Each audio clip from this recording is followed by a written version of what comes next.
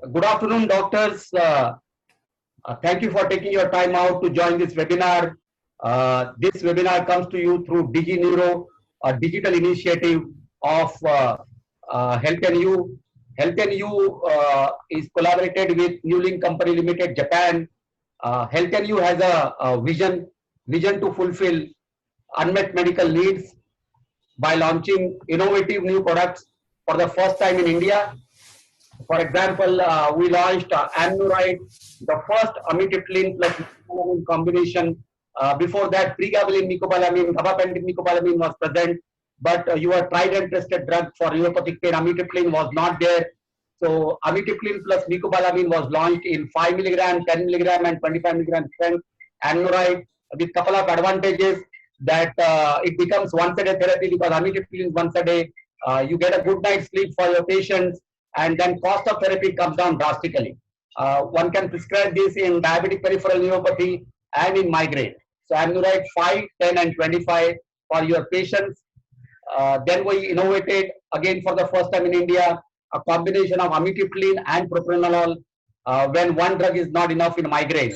So Amnuride 5 milligram is combined with propranolol, Amnuride beta 520 ER and Amnuride beta 1040 ER. We also launched the first pharmacological combination of pregabalin, which is made sustained release to match pharmacokinetic profile of amitriptyline, Amnuride P, so that your patients can get 24 hours pain relief with just once a day at night dose. Amnuride P, it is pharmacological for severe neuropathic pain. We import our mecobalamin injection from Japan, a Neurite injection, so that your patients can get 100% mecobalamin, totally protected from light. This is devoid of oxygen, devoid of preservative, just pure mecobalamin whenever you inject for diabetic neuropathy, low back pain, neuralgia, neuritis. And then we further innovated your favorite drug clobazam in as a first add-on in epilepsy. Many doctors, pediatric neurologists, pediatricians, and some neurologists were asking for 2.5 milligram strength.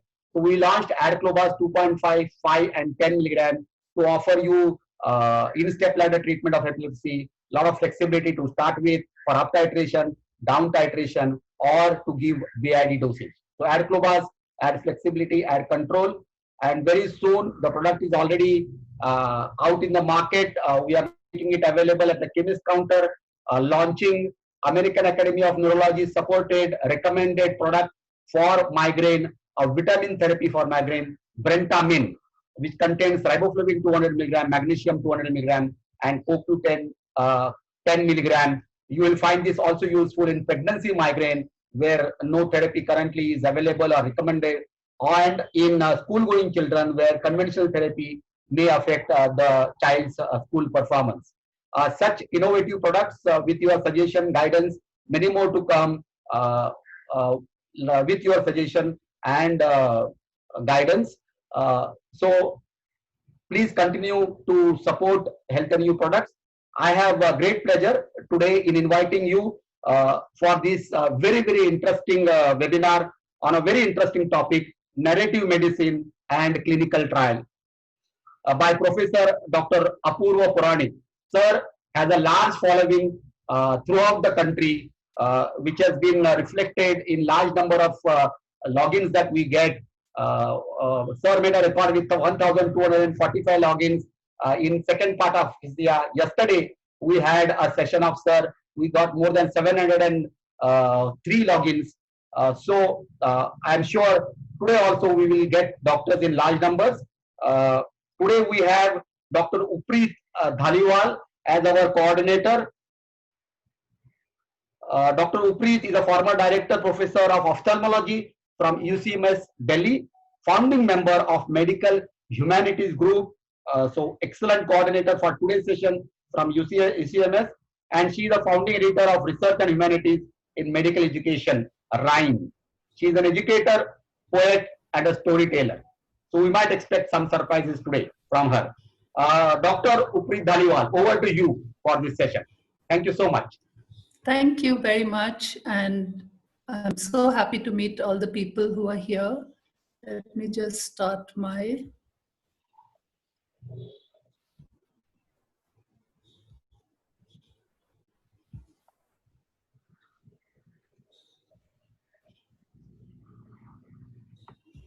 Okay. So I'm going to introduce you to the work that we've done in the humanities in healthcare training, and with a particular emphasis on narrative medicine. First, you have to meet my team.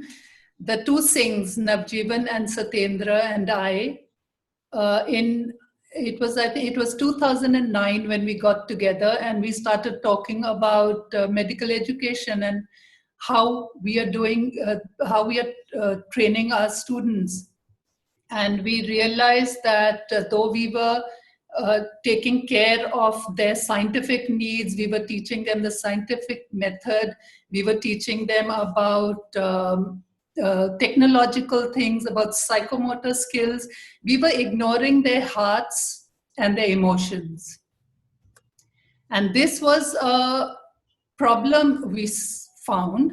And we want, because, you know, when you look at illness through the lens of science and technology, which you must, because you have to be objective, you have to make diagnosis, you have to heal the patient, there is a tendency to definitely to see the disease.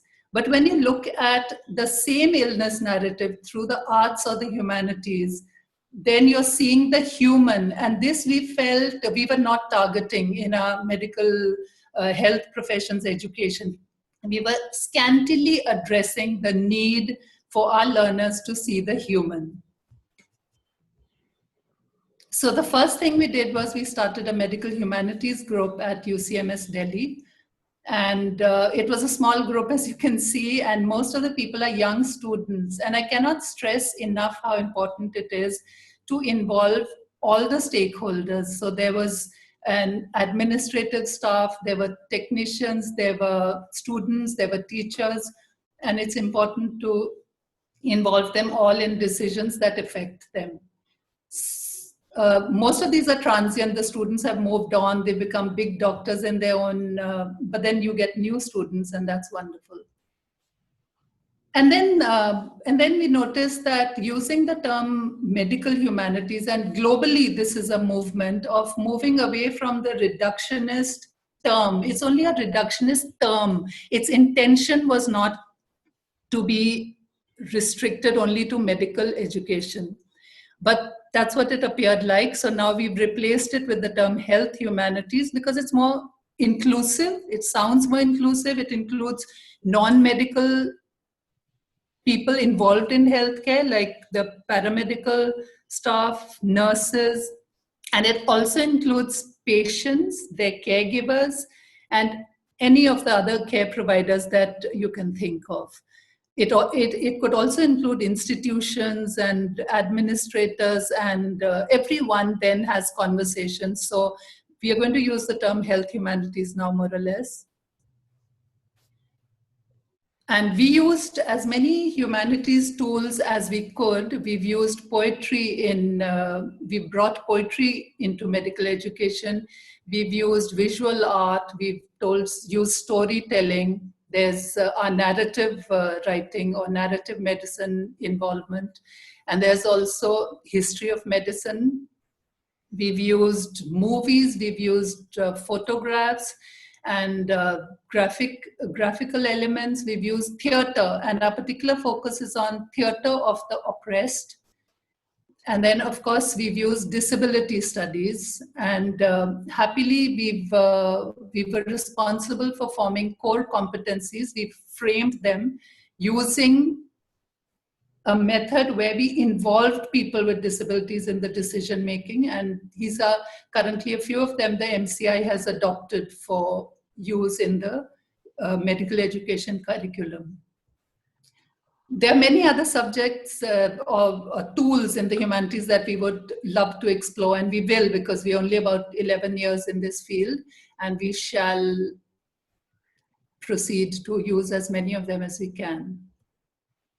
Now, 3 exciting outcomes of our experience. The first was a few years in, when we just started, and we discovered that it was possible to entice participants to change their behavior, to become aware of their attitudes, to want to change them, to change behavior, to improve their communication skills, and all this only by using the humanities. So you could change attitudes, you could make people want to change behavior, improve communication, learn about diversity, and this is not just socio-cultural differences or economic differences, but also physical, what you see, and the invisible disabilities. And then to develop an approach that was empathetic. And we call this the ABCDE paradigm. And the attributes that a health professional needs to try and develop are the ABCD attributes. We've also added advocacy to this. So A for advocacy, because if we don't advocate for change, nobody else will advocate for us. So advocacy is an important thing, and using the humanities, when you realize the human situation and you see the power equations, which hardcore medicine may or may not teach you, or you may not learn it from hardcore science and technology, then perhaps you can use advocacy to equalize things for justice. And so the other thing that we managed, and this was very recently, as recently as a few months ago, we framed humanistic competencies based on our work. And these are going to be published by the Indian Pediatrics very soon, I hope, fingers crossed. It's in press. And the importance of this actually is that now, since 2019, the medical education curriculum is competency-based. So if we could include a few humanistic competencies in the curriculum, that would be excellent. The third thing was we felt a need for a repository for all the work that was going on humanities, and it had to be contextual, something that we could use.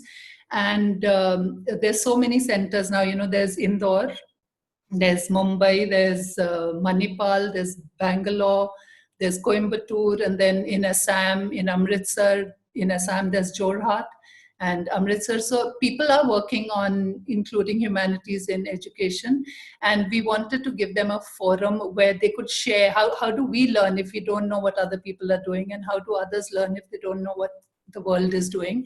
So this is now in its, RHYME is now in its 7th year, and you'll see its logo is multilingual, and it is to show how we respect diversity. And you'll find quite a few things that you can use in your classrooms, and just like that also, without using it as a teaching tool, maybe a self-learning tool. There's poems, there are narratives, there are original research on interventions that other people have done to improve the provider-patient relationship. So you'll find lots of narratives also in the journal. Now, narrative medicine, which is what this session is about, narrative means to tell stories, to narrate, but more, when you're talking about narrative medicine, then more than just telling stories, it's about listening to them. And it's not passive listening कि आपने बोला ये हुआ फिर ये हुआ फिर ये हुआ और मैं ऐसे करूँगी. It's not like that. It's about listening critically and understanding, trying to remove the layers that will then expose the real story, and then being moved by it so that you take action. That is what narrative medicine is. और आपने सुना होगा कि मरीज कहते हैं doctor साहब आपने मेरी प्रॉब्लम सुन ली, मैं आधा ठीक हो गया. That is literally the medicine that narrative approach offers. And this narrative, the field was developed in the University of Columbia by Professor Rita Sharon. So we are already doing a form of listening, which is medical listening, when we ask questions about the history of the illness, about the chief complaints, and things like that.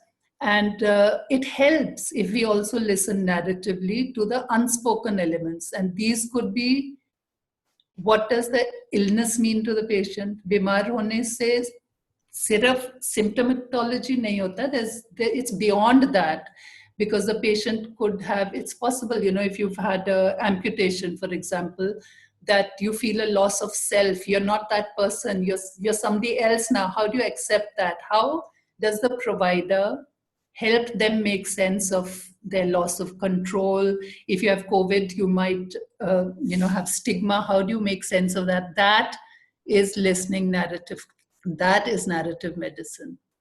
And we've used it in the form of workshops, which we called Unarmed, but actually it's a mnemonic which means UCMS, narrative medicine. And we've also used it in rhyme in the form of publications of people's stories.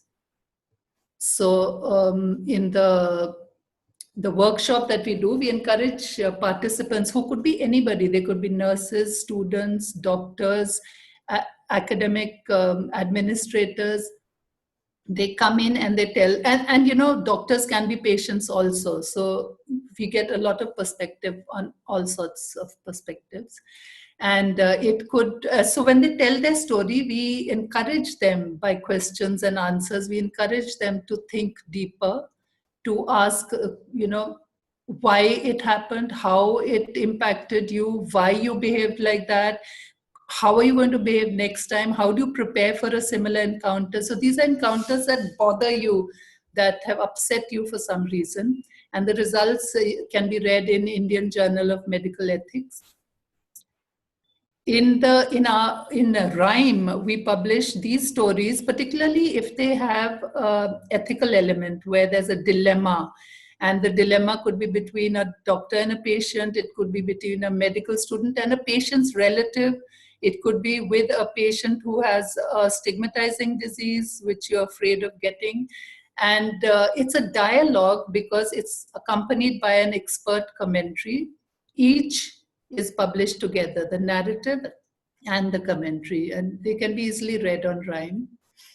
And recently we've started, because obviously pandemic, so we noticed in all the ethical dilemmas that were rising out of the pandemic, and we encourage readers and authors to submit their work. We already have a couple of them with associated commentaries, and there are many more in the pipeline. So this is our contribution to narrative medicine.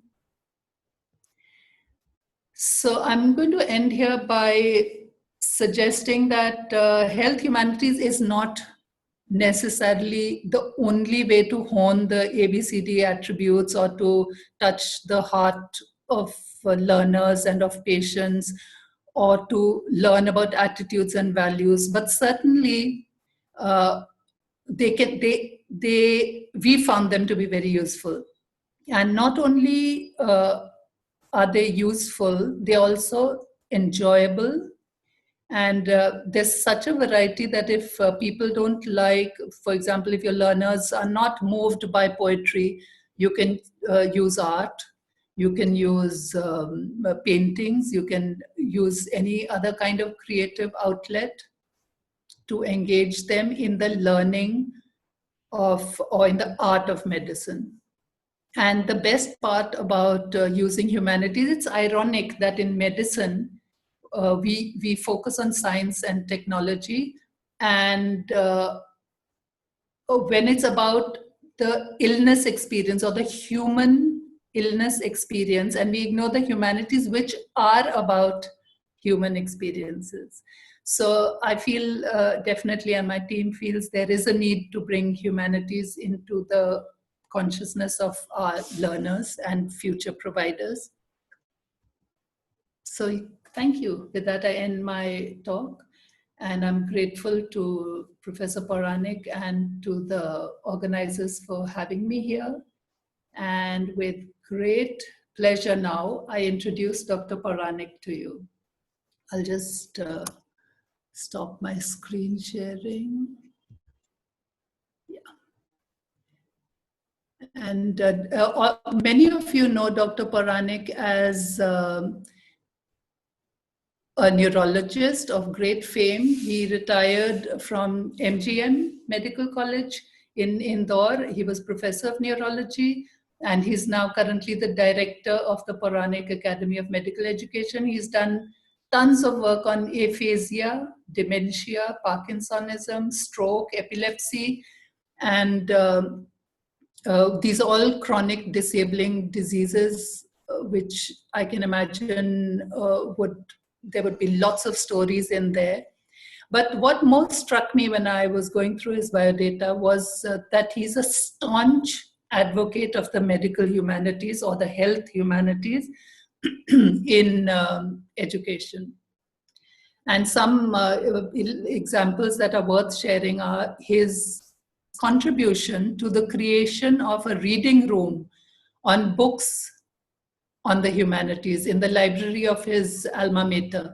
And I believe there are more than 1,000, about 1,200 books on medical humanities already in that library.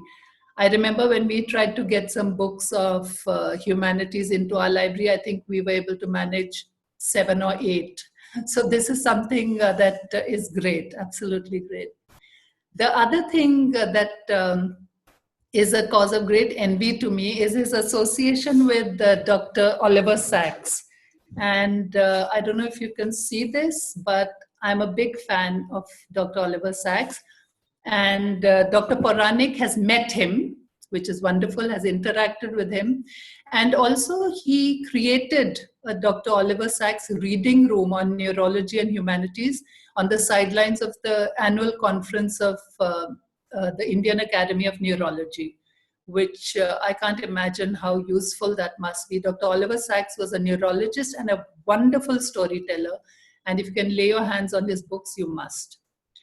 The third thing of great interest and in his role, Dr. Puranik's role as advocate for the humanities, is a national award that he has announced, which is an annual award for a person who promotes humanities in medical education. And last year, the first person was awarded. It was Dr. Mario Vaz, Professor of Physiology at St. John's Medical College, Bangalore. So I can't think of anyone more interesting to listen to. I believe today's talk, Dr. Puranik, is going to be about greater detail about than what you just heard. It's going to be about the humanities in education. And there are also going to be some stories. So that's really exciting, and I'm looking forward to hearing them. Dr. Puranik. Thank you. Namaskar. So, I'm glad that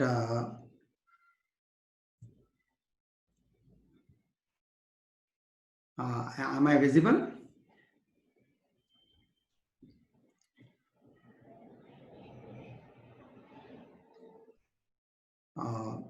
So, मुझे आज बहुत खुशी है कि narrative medicine अर्थात कथात्मक चिकित्सा और क्लिनिकल टेल्स अर्थात मरीज कथाएं, इस विषय पर मुझे बोलने का मौका मिल रहा है। आज की चर्चा में मैं हिंदी और अंग्रेजी दोनों का उपयोग करूंगा, बारी बारी से, इंग्लिश का नहीं, हिंदी और अंग्रेजी का। तो मैं अब अपना स्क्रीन शेयर करता हूं मेरी कुछ स्लाइड्स के साथ। बीच में मैं एक कहानी भी सुनाऊंगा जो मैंने लिखी है।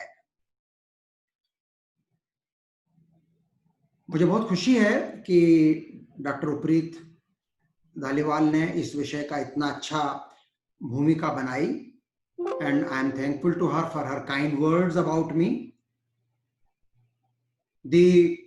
Today's talk is part of a broader and highly ambitious endeavor to include and promote teaching and practice of subjects of health humanities or Chikitsakiya Manviki in medical education and also during later career of any health professional. So that's the bigger endeavor. And to promote narratology or clinical tale is the narrower aim of today's presentation. What I aim to cover in next 45 to 50 minutes is to briefly tell you what is humanities and what they are not, what are the contrasts between sciences and humanities, what is narratology, narrative medicine with many examples, who all can be the narrators, what are the purposes and uses of clinical tales, what are the types of clinical tales, and what can be some limitations and pitfalls of clinical tales. And in between, as the time permits, I may read out one or two stories and we will conclude by synthesis. तो मानविकी के विषय क्या होते हैं? ये कुछ ऐसे अकादमिक विषय हैं जो मनुष्य मात्र की स्थिति का अध्ययन करते हैं, और इनकी विधियां क्या होती हैं? इनकी विधियां विश्लेषणात्मक होती हैं, आलोचनात्मक होती हैं और कल्पनात्मक होती हैं, एनालिटिकल, क्रिटिकल एंड स्पेक्युलेटिव। इसके विपरीत जो प्राकृतिक विज्ञान होते हैं, नेचुरल साइंस, उनकी विधियां कैसी होती हैं? एम्पिरिकल, सबूत पर आधारित, अवलोकनों पर आधारित होती हैं। तो दोनों की विधियों में अंतर है और दोनों का लक्ष्य भी अलग है, ह्यूमैनिटीज का और नेचुरल साइंस का। ह्यूमैनिटीज या मानविकी के अंतर्गत कौन कौन से विषय आते हैं? If I may be pardoned for using an oversimplification, I would say any subject with a Bachelor of Art or Master of Art degree will come under humanities. This will include classical subjects like literature, languages, philosophy, theology, applied subjects like linguistics, history, geography, sociology, economics, political science, ethics and morality, and then fine arts and performing arts like painting, sculpture, dancing, drama, music, movies and theatre. मानविकी से लेके लोग confuse होते हैं, भ्रमित हो जाते हैं। मानविकी क्या नहीं है? पहली बात, humanities is not a plural of humanity. Humanities is a collective noun, and please do not confuse it with humanism, humanity, ethics, morality, good conduct, empathy, communication skills, धर्म, मानवता, परमार्थ। हालांकि इनके अल्टीमेट लक्ष्य वही हैं, अंततः लक्ष्य इन दोनों के वही हैं। इसके क्या उद्देश्य हो सकते हैं ह्यूमैनिटीज के? To provide a wide angle lens perspective on the social context of the illness, क्योंकि हम डॉक्टर लोग केवल मेडिकल कंटेक्स्ट या मेडिकल पृष्ठभूमि पर ध्यान देते हैं। Art and humanities offer an opportunity to understand what makes us human, including vital features which cannot be titrated in a beaker or cannot be imaged by X-ray. एक उपन्यास लेखिका हैं डोरोथी एलिसन, उन्होंने कहा है कि फिक्शन अर्थात जिसको हम गल्प बोलते हैं, वो एक ऐसा झूठ है जो हमें जिंदगी के बारे में असली सच्चाइयों से भी कहीं ज्यादा अच्छी सच्चाइयां बताता है।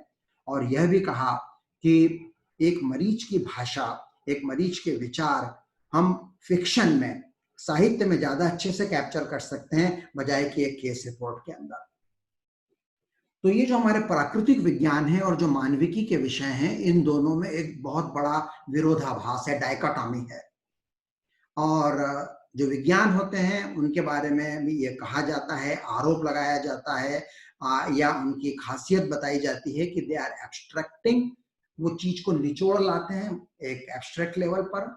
रिडक्शनिज्म, ये सबसे बड़ा आरोप है साइंस के ऊपर कि वो चीज को घटा करके, रिड्यूस करके बहुत ही भौतिक स्तर पर ले आते हैं। साइंस के ऊपर एक और आरोप लगता है अदरिंग, मतलब हम अलग हैं और आप अलग, हम साइंस वाले अलग हैं और दूसरे अलग हैं। लेबलिंग, हम साइंस वाले लेबल लगाते रहते हैं लोगों के ऊपर। And we lead to depersonalisation, and then scientists are thought to be arrogant, and for them patient is a means for some other ends. So these are the qualities of science or pitfalls of the science. इसके विपरीत मानविकी के क्या गुण हैं? मानविकी मनुष्य की अपूर्णता का अध्ययन करता है, उसकी सीमाओं का अध्ययन करता है। वो साइंस के समान या फिजिक्स के समान 2 धन 2 4 की बातें नहीं करता। वहां पर जो सीमाएं होती बड़ी लूज होती हैं, वहां पे जो मनुष्य के मूल्य होते हैं वो हमेशा सामने प्रकट नहीं होते, कई बार छिपे हुए रहते हैं। हमारी जो दुविधाएं होती हैं, पहेलियां होती हैं, वो छिपी रहती हैं। मानविकी के विषय एम्पैथी और सिंपैथी से बात करते हैं, वो सौंदर्य या एस्थेटिक संवेदना की बात करते हैं, ऐतिहासिक परिप्रेक्ष्य की बात करते हैं, वो व्यक्तिगत या व्यक्तिपरक नरेटोलॉजी या कथा विज्ञान की बात करते हैं, इंसान स्वयं को जाने और आप एक दूसरे को जाने इसकी बात करते हैं, और एक ग्रीक माइथोलॉजी का एक पात्र था जानूस, जिसके 2 चेहरे थे, एक आगे और एक पीछे। तो ह्यूमैनिटी सब दिशाओं में या आगे पीछे दोनों तरफ देखती है, जबकि विज्ञान सीधे सीधे एक लाइन में चलता है। अब्राहम वर्गीस अमेरिका में एक प्रसिद्ध डॉक्टर और लेखक हैं। उनकी कई किताबें प्रसिद्ध हैं और वो चर्चा करते हैं कि एक मरीज की वॉइस में और मेडिसिन की वॉइस में बड़ा डिस्कनेक्ट है, क्या अलगपन है। He says that the technical knowledge and skills can be acquired through the training without any little reflective process. आप सब सीख सकते हैं टेक्निकल बातें, but it is impossible to refine your attitude, to acquire virtues, to incorporate values without reflective. अब reflective process क्या होती है? Reflection का मतलब होता है प्रतिबिंब, मतलब हमारे मन में उसके जो तथ्य हैं बीमारी के, उसके आगे भी मानवीय चीजों का रिफ्लेक्शन आना चाहिए। The point here is how to provoke our medical students into reflective process. एक मेडिकल छात्र जब एमबीबीएस प्रथम वर्ष में आता है तो वो बड़ा आदर्शवादी होता है, बड़े बड़े अच्छे सपने लेकर आता है कि मैं क्यों एक डॉक्टर बनना चाहता हूं, लेकिन हम उसे सिखाते हैं आने वाले 5 वर्षों में और उसके बाद रेसिडेंसी के 4 वर्षों में उसकी इस रिफ्लेक्टिव प्रोसेस को होना कैसे, हम उसे नहीं सिखा पाते। How to learn through aesthetics, the student should become reflective beings, emotions make us our learning more memorable and more pleasurable. ये मैं किसको कोट कर रहा हूँ? डॉक्टर अब्राहम वर्गीस को। और वो कहते हैं उसके आगे कि मेडिकल साइंस में मनुष्य को बहुत ही सिंप्लीफाई करके, आसान करके और घटा करके दिखाया जाता है। Human beings are portrayed as stick figure character, जिनके बड़े प्रिडिक्टेबल रिस्पॉन्स होंगे, all or none, black or white, this or that. और इसका परिणाम में हमें क्या मिलता है? हमें मिलती है thinned out case report, algorithms, practice guidelines, statistical significance, all of them are superficial and homogenised. इस चीज को दूर करने के लिए और इस स्थिति को सुधारने के लिए दुनिया में अनेक डॉक्टरों ने पहल ली और रीता शैरोन, कोलंबिया यूनिवर्सिटी न्यूयॉर्क का नाम लिया गया, उन्होंने ये प्रोग्राम शुरू हुआ। She is a general internist and literary scholar. She is professor of medicine and executive director of programme in narrative medicine. She did her MD from Harvard in 1978 and PhD in English from Columbia, and her research focuses on consequences of narrative medicine practice, reflective clinical practice and healthcare team effectiveness. और Rita Sharon के programme में क्या होता है, वो क्या पढ़ाती हैं? वो एक सर्टिफिकेशन प्रोग्राम चलाती हैं मेडिकल ह्यूमैनिटीज में, जो मेडिकोस के लिए भी है और नॉन मेडिको जो लेखक होते हैं, साहित्यिक दृष्टि से काम करते हैं, उन लोगों की मिलीजुली कक्षा चलाती हैं। और वो क्या सिखाती हैं? वो सिखाती हैं clinical practice should become fortified by what to do with these clinical tales, with the stories. And she says there is so much to be learned from narratives. जब मरीज आपके सामने बोलता है और आप अपने सारे कान उसको दे देते हैं, पूर्ण एकाग्रता के साथ उसकी बात को सुनते हैं, पूरी सहानुभूति के साथ उसकी बात को सुनते हैं, तो उस मरीज के बोले गए शब्दों में, उसके वाक्यों में, उसके ठहराव में, उसके मौन में, उसकी भाषा के उतार चढ़ाव में, उसके चेहरे की भंगिमाओं में, उसके शरीर की मुद्राओं में कितना कुछ है सीखने का।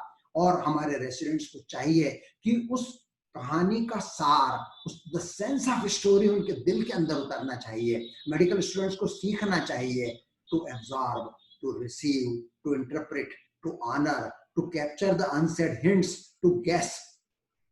एक डॉक्टर को कहना चाहिए अपने मरीज से कि आप मुझे पूरी बात कह दो, जो कहना हो अपनी बीमारी के बारे में, जो आपको लगता है कि मुझे जानना चाहिए। एक बार मरीज ने कहा कि आप मेरे से मुझे बात करने को कह रहे हैं। उसको बड़ा आश्चर्य हुआ और फिर अंत में उसने कहा, मुझे बहुत खुशी है कि आपने मेरी बात को इतने ध्यान से सुना। डॉक्टर की तरफ से मरीज को क्या संदेश जाना चाहिए? मैं तुम्हारी चिंताओं और व्यग्रताओं और भय का जो चकाचौंध है उसमें तुम्हारे साथ खड़ा हूं, तुम अकेले नहीं हो, मैं तुम्हें साथ दूंगा, मेरे अनुभव के साथ, मेरी योग्यता के साथ, मेरे कौशल के साथ। यह विश्वास डॉक्टर की तरफ से मरीज को जाना चाहिए। नैरेटिव के अनेक रूप होते हैं, speech, literature, theatre, music, song, comics, journalism, films and so many things and even fine arts.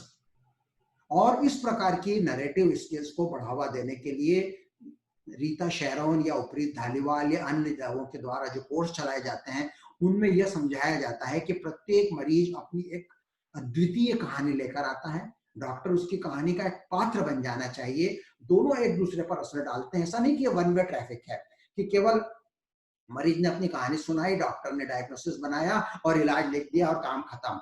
दोनों एक दूसरे पर असर डालते हैं। असर डालना चाहिए। एक डॉक्टर के ऊपर भी मरीज की कहानी का असर होना चाहिए अगर आप सच में डूब कर सुन रहे हैं।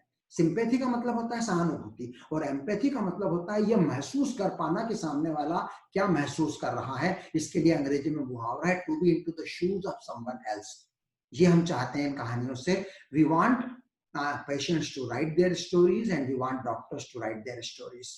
तो एक प्रोग्राम चलता है यूके में, central public library of London में, इसको बोलते हैं stories of illness and health, और अलग अलग अवसरों पर वो अलग अलग विषयों पर कार्यक्रम करते हैं। और वहाँ की लंदन की पब्लिक लाइब्रेरी में इस तरह से लोग आते हैं, अपनी कहानियां सुनते हैं, लोग टिप्पणियां करते हैं। ये सब क्लिनिकल टेल्स होती हैं। और राइम जर्नल के बारे में तो डॉक्टर प्रीत धालीवाल ने आपको बताया। यहाँ पर मैं एक पॉज करूंगा और ये शेयर करना चाहूंगा कि इस कोरोना वायरस के लॉकडाउन ने जो मुझे समय दिया, उस अवधि में मैंने अनेक कहानियां लिखी, मरीज कथाएं लिखी। चूंकि मैं एक न्यूरोलॉजिस्ट हूँ, इसलिए मेरी कहानियां न्यूरोलॉजी से रिलेटेड हैं। अब देखिए, इधर मैंने कहानी का नाम लिखा है और उधर मैंने उसकी जो मेडिकल कंडीशन है उसका नाम लिखा है। लड़की आंख मारे, हेमीफेशियल स्पाज्म। अंदर कोई है क्या, परसिस्टेंट वेजिटेटिव स्टेट। भूत पांव, फैंटम लिम्ब। चांद का मुंह टेढ़ा है, फेशियल पाल्सी। चाबी भरा खिलौना, ऑटोमेटिज्म इन एपिलेप्सी। तो मैं इस समय मेरी स्लाइड शेयर को रोककर सीधे वीडियो पर आता हूं और मैं आपके सामने पढ़ूंगा और मेरा चेहरा आपको दिख रहा होगा। ये जो कहानी मैं अभी आपको पढ़ के सुनाने जा रहा हूं, इसका शीर्षक है जानू कि न जानू, टू नो और टू नॉट टू नो। जानू कि न जानू। My apologies to those who are not adept with Hindi, and I may translate these stories sometime later in English also, but that is for future. 62 वर्षीय जानकी बाई घूंघट में अपने पति, जेठ और सास के साथ आई थी। जेठ ने बात शुरू करी, सर ये दिमाग का एमआरआई कराया है, देख लो। मैं इसे 5 मिनट बाद देखूंगा, क्या तकलीफ है जानकी देवी, अपना घूंघट हटा लीजिए। जेठ और पति को पीछे बैठना पड़ा। बड़ी मुश्किल से आधा घूंघट हटा। मैंने फिर कहा पूरा हटाने को। सास बोली, ये फाइल देख लो डॉक्टर साहब, कितना इलाज कराया, कोई फायदा नहीं है। ये फाइल भी मैं देखूंगा, पहले अपनी परेशानी बताओ। पति ने कहा, सर पता नहीं मन में क्या क्या टेंशन भरे रखती है, सोचती रहती है, शक करती है, भूलती है। मैंने कहा जानकी बाई को बोलने दो। यूं तो इतनी देर में निदान की झलक मेरे मन में उभरने लगी थी, जिसको हम लोग स्पॉट डायग्नोसिस या आशु निदान कहते हैं। कुछ बीमारियों के चिन्ह इतने विशेष होते हैं कि एक ही नजर में लगभग सही अनुमान लग जाता है, लेकिन डॉक्टर्स को चाहिए कि वो जल्दबाजी में न करें, सिलसिलेवार तरीके से पूरी हिस्ट्री और शारीरिक परीक्षण करें। कभी कभी अनुभवी चिकित्सकों का भी पहला इंप्रेशन गलत हो जाता है। घूंघट हटवाना जरूरी है। पेपर्स और जांचों को शुरू में दिखवाने का उतावलापन परिजनों के मन में रहता है। विनम्रता पूर्वक उसे रोकना चाहिए। पहले बातचीत, फिर शारीरिक परीक्षण, फिर पेपर्स। अन्यथा कई बार डॉक्टर्स पूर्वाग्रह ग्रस्त हो जाते हैं, रिपोर्ट के आधार पर मन बना लेते हैं। कोरी स्लेट से शुरुआत होनी चाहिए। अभी तक मुझे स्पष्ट नजर आ रहा था कि जानकी देवी जब अंदर आई तो उनकी चाल भेड़ंगी थी, असंतुलन था, पांव इधर उधर पड़ रहे थे, कुर्सी पर सीधी नहीं बैठ पा रही थी, बदन हिल रहा था। कभी एक कंधा उचकता, फिर दूसरे हाथ की मुट्ठी बनती, कभी एक पंजा बाहर की तरफ मुड़ता, कभी बाईं कोहनी भेली हो जाती, दाईं कलाई ऊंची उठ जाती। ये गतियां असामान्य थी, लगातार हो रही थी। जैसे एक तितली फुदक फुदक कर एक फूल से दूसरे फूल तक जाती है, वैसे ही कोई अदृश्य जादू की छड़ी उनके शरीर के विभिन्न भागों को बेतरतीब क्रम से छूती हुआ अंग हिल जाता, उचकता, मुड़ता, सीधा होता, ऐंठता 1-2 सेकंड के लिए, मानो माइकल जैक्सन का ब्रेक डांस चल रहा हो। वही हाल होंठ, चेहरा और जीभ के थे। कभी बाहर आती, अंदर जाती, भीतर गोल गोल घूमती, टेढ़ी हो जाती, मुंह खुलता, बंद होता, बिचकता। जब बोलना शुरू किया तो आवाज कभी धीमी, कभी तेज, कभी अस्पष्ट। ये लक्षण कोरिया नाम की बीमारी के हैं। कोरिया का अर्थ डांस होता है, नाचने की बीमारी। 6 महीने पहले धीरे धीरे शुरू हुई थी और बढ़ती जा रही थी।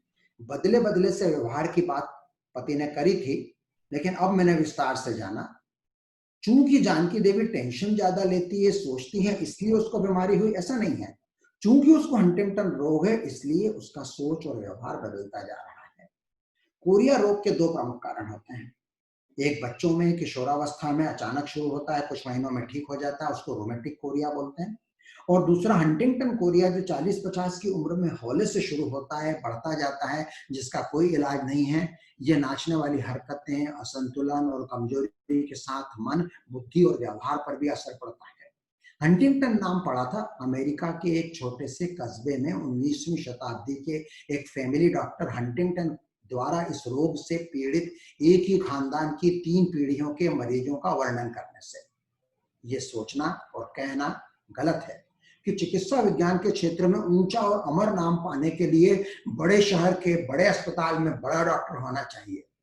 किस्मत अपनी जगह है, लेकिन उससे अधिक महत्वपूर्ण है शांतिपूर्वक सुनने वाले कान, पैनी नजरों से अवलोकन, काम को तफसील से विस्तार से करना, अच्छे नोट्स लिखना, लंबा पूरा फॉलो अप करना, उसके बारे में पढ़ना और उसे एक व्यवस्थित आलेख के रूप में लिखकर सही जगह प्रकाशन के लिए भेजना। डॉक्टर हंटिंगटन ने बस इतना ही कुछ करा था। मैंने जानकी बाई से पूछा, ऐसा रोग आपके परिवार में और किसी को है? वो बोले, किसी को नहीं है, मेरे परिवार में सास, ससुर, जेठ, देवर, ननद सब चंगे हैं। एक भारतीय पत्नी के लिए घर यानी ससुराल। संभावित आनुवंशिक या जेनेटिक बीमारियों के संदर्भ में हम डॉक्टर्स का ध्यान स्त्री के मायके की तरफ होता है। वो बोली, वहां भी भरा पूरा परिवार है। पिताजी को हार्ट अटैक आया था, नाना जी को लकवा था, एक भाई को शुगर है, मेरे जैसी बीमारी किसी को नहीं। मुझे लग रहा था कि ये रोग होगा जरूर किसी न किसी को। होते हुए भी सही फैमिली हिस्ट्री न मिलने के कुछ कारण होते हैं। फिर मैंने एक कागज पर जानकी देवी की वंशावली का चित्र बनाना शुरू किया, मानो उनके पिताजी के खानदान का गंगा पंडित हो, जो पुरखों की जानकारी बही खातों जैसी पोथियों में पीढ़ी दर पीढ़ी लिखकर रखते हैं। उनका रिकॉर्ड प्राय अधूरा, गलत व पितृसत्तात्मक पैट्रियार्चल होता है। जेनेटिक विज्ञान में वैसे तो गजब की प्रगति हुई है। मॉलिक्यूलर स्तर पर डीएनए जैसे सूक्ष्म अणु की जटिल सा रासायनिक रचना का विस्तृत खाका खींचा जा सका है।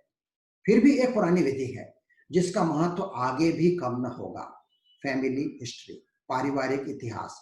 और इसके लिए कौन सी लैब चाहिए, कौन सी मशीनें चाहिए? केवल कागज और पेंसिल। वंशावली का ट्री डायग्राम बनाने के आसान नियम है। पुरुष का चिन्ह वर्ग, स्त्री का चिन्ह व्रत, दोनों को एक आड़ी लकीर से जोड़ा तो पति पत्नी, उस आड़ी लकीर के नीचे की दिशा में एक खड़ी लकीर खींची, पुत्र और पुत्रियां आ गई। जिनका निधन हो गया उनके चिन्ह को एक तिर्यक रेखा से काट दिया। जो सदस्य उस प्रासंगिक रोग अर्थात इस परिवार में हंटिंगटन कोरिया से प्रभावित हैं, उनके व्रत या वर्ग को पेंसिल से भर के काला कर देते हैं। जानकी देवी की याददाश्त पर जोर डाला गया। उनके एक बूढ़े काका से फोन पर बात करी गई, भला हो मोबाइल के जमाने का। पता चला कि दादाजी और उनके 2 भाइयों को रोग था। पुरानी बात थी, दूर देहात में रहते थे, कभी इलाज कराया नहीं। सुनते थे कि बुढ़ापियों में शराबियों जैसा हाल था। एक को तो पागल खाने में भर्ती किया था। जानकी देवी के पिताजी को ये रोग होना था, लेकिन 45 वर्ष की उम्र में उन्होंने डिप्रेशन में आत्महत्या कर ली थी। इस रोग के लक्षण प्राय 40 के बाद प्रकट होते हैं। 5-6 और रिश्तेदारों का इंटरव्यू लिए और अब जो चित्र बना उसमें अनेक व्रत और वर्ग पेंसिल से काले काले अलग ही नजर आ रहे थे। एक पैटर्न उभर कर आ रहा था। आनुवंशिकी विशेषज्ञों की अनुभवी नजर इस चित्रकारी के संदेशों को एक पल में भांप लेती है। हालांकि अब अच्छे सॉफ्टवेयर भी उपलब्ध हैं। स्पष्ट था कि इस परिवार में एक पीढ़ी से दूसरी पीढ़ी तक हंटिंगटन रोग की जीन ऑटोसोमल डोमिनेंट मोड में जा रही थी, अर्थात पिता या माता में से किसी एक को यह रोग हो तो संतानों में इसके होने की आशंका 50-50 होगी, चाहे वो लड़का हो या लड़की। और इस रोग के लक्षण जल्दी प्रकट नहीं होते, 40, 50, 60 की उम्र में प्रकट होते हैं। लेकिन पहली के बाद अगर दूसरी पीढ़ी में हो जाए और तीसरी पीढ़ी में हो जाए तो फिर ये 10-10 साल जल्दी नजर आने लगते हैं। जानकी देवी की सामान्य जांचें सभी ठीक थी। ब्रेन के एमआरआई स्कैन में मस्तिष्क के गूदे के कुछ भागों में, वहां के टिश्यू या ऊतक में गलना दिख रहा था, सूखना दिख रहा था, क्षय होना नजर आ रहा था। रक्त की एक विशेष जांच के लिए सैंपल इंदौर से मुंबई भेजा गया और उसमें डीएनए टेस्ट द्वारा हंटिंगटन रोग की पुष्टि हुई। हेलोपेरिडॉल और ट्राईहेक्सीफेनिडल औषधियों से मामूली सुधार हुआ, हिलना डुलना कुछ कम हुआ, मन की बेचैनी कुछ कम हुई। मैंने बताया कि ये लाभ आंशिक हैं और टेम्परेरी हैं। आगामी कुछ वर्षों में रोग के लक्षण बढ़ेंगे, कमजोरी आएगी, अपना दैनिक कामकाज न कर पाने से हरदम एक सहायक की जरूरत होगी, आवाज धीमी और अस्पष्ट होती जाएगी, बुद्धि और स्मृति घट सकेगी, सोच और व्यवहार में गड़बड़ियां प्रकट होंगी, बीमारी को आगे बढ़ने से रोकने की दवा अभी नहीं बनी है, आयु कम हो जाती है। मैंने फैमिली ट्री के डायग्राम का गौर से अवलोकन किया और इस रेखा चित्र के ऊपरी भाग में कम सदस्य रहते हैं और जैसे जैसे हम नीचे आते हैं परदादा परनाना से, तो नीचे की पीढ़ी में सदस्यों की संख्या बढ़ती चली जाती है और नीचे की पीढ़ी में पोते पड़पोतों में युवा पीढ़ी का प्रतिनिधित्व रहता है। तो इस वंशावली में 8 लोग ऐसे थे जिनको हंटिंगटन रोग था और उनमें से कुछ की मृत्यु हो चुकी थी और इन सब के बेटे बेटी नाती पोतों की संख्या निकाली तो 43 निकले और इनमें से ज्यादातर की उम्र 16 साल से 40 साल के बीच में थी। इसका मतलब है इनमें से आधों को यह रोग होने की आशंका थी, मगर अभी वो स्वस्थ थे। जानकी देवी का बड़ा बेटा बंसी 42 साल का था। उसे और उसकी पीढ़ी के सदस्यों के दिमाग में जब इस रोग के होने की 50% आशंका का सच समझ में आया तो उनका दिल धक से बैठ गया। हमारा क्या होगा? सिर पर एक तलवार लटकती आने लगी। एक तारीख और समय नियत करके मैंने पूरे खानदान के सभी वयस्क सदस्यों की मीटिंग आयोजित करी। हंटिंगटन रोग की प्रकृति और आनुवंशिकता की संक्षिप्त भूमिका के बाद मैंने सबसे बड़ा यक्ष प्रश्न उनके सामने खड़ा कर दिया। क्या आप अपना डीएनए टेस्ट कराना चाहेंगे?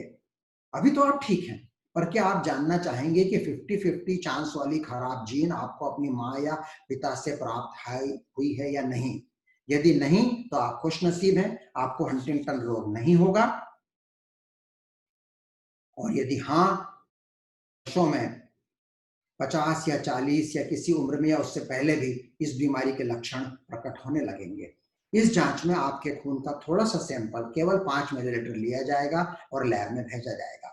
ये सहमति पत्र है जो मैं आप लोगों में बांट रहा हूं, इसको ध्यान से पढ़िए। कुछ शंका और सवाल हो तो पूछिए। परीक्षण करवाना या न करवाना आपका निर्णय है। मेरी लैब के टेक्नीशियन तैयार बैठे हैं। हमने एक क्लिनिकल साइकोलॉजिस्ट को भी परामर्शदाता को बुलाया है जो इस निर्णय से जुड़ी हुई दुविधाओं और द्वंद्वों के बारे में सोचने और निर्णय लेने में आपकी मदद करेंगे। कुछ देर तक सभा में सन्नाटा रहा, फिर आपस में खुसर चालू हुई। छोटे छोटे ग्रुप में लोग बात करने लगे। 15 मिनट बाद सारे सदस्य आके फिर बैठे। बंसी ने कहना शुरू किया, डॉक्टर साहब, हमारे राजस्थान में एक कहावत है, जिस ढाणी जाना नहीं उसका रास्ते क्यों पूछना। मैं नहीं जानना चाहता कि मेरे कोई बीमारी कभी घेरेगी कि नहीं। इलाज तो है नहीं, जान के भी कहीं कर लांगा। हम तो बिगड़ जाने ही अच्छे, अभी से क्यों मन खराब करें, जो होगी जब होगी तब की तब देखेंगे। मैंने टोका, यह भी विकल्प है कि आज टेस्ट तो आप करा लो। 15 दिन में सभी रिश्तेदारों की रिपोर्ट मेरे पास एक सील बंद लिफाफे में आएगी, मैं भी नहीं खोलूंगा। आप लोगों में से जिस किसी का भी मन आज या बाद में कभी रिपोर्ट खुलवाने का हो तो मैं खोलूंगा, या मेरे रिटायरमेंट के बाद मेरी जगह जो भी डॉक्टर आएंगे वो खोलेंगे। सभी लोगों ने अपना सैंपल देने को तैयार हो गए। सहमति पत्र पर लिखा कि हमें रिजल्ट ना बताया जाए। मैंने ये भी बताया कि आने वाले वर्षों में कुछ दवाइयां ऐसी आ सकती हैं जिनके बारे में शोध करके जाना जाएगा कि आप लोगों में से जो लोग इस बीमारी के कैरियर या वाहक हैं, उनमें इस रोग को टालने या मिटाने या उसका असर कम करने के लिए कोई दवा निकली है कि नहीं। मीटिंग के बाद सब लोग चले गए। जानकी देवी ने मुझे पास के एक कमरे में चलने को कहा। बंसी और उसकी बहनों को बुलाया। एक और युवक जो शुरू से मीटिंग के पीछे कोने में चुपचाप बैठा था उसको भी बुलाया। बाकी सब बाहर। कमरे का दरवाजा बंद करके उस घूंघट वाली ग्रामीण महिला ने जो बोला उसे सुनकर हम सब हतप्रभ रह गए। डॉक्टर साहब, बंसी बेटा और मेरी छोरियों, आज मैं एक राज की बात बताने जा रही हूं। अभी तक किसी को नहीं बताई, इसको राज ही रखना। आप लोग सोच रहे होंगे कि ये मना कौन है जो पीछे बैठा था, जिसको हम नहीं जानते। ये मेरा सगा बेटा है मनोज। मेरी शादी से पहले मेरे गांव में मल्लाह टोली में कुंदन होते थे। गठीला बदन, घुंघराले बाल, सयानी बातें, काम में तेज, मेरे पीछे पड़ा रहता था। मेरी भी कच्ची उम्र थी, मन फिसल गया। हम आपस में मिलने लगे।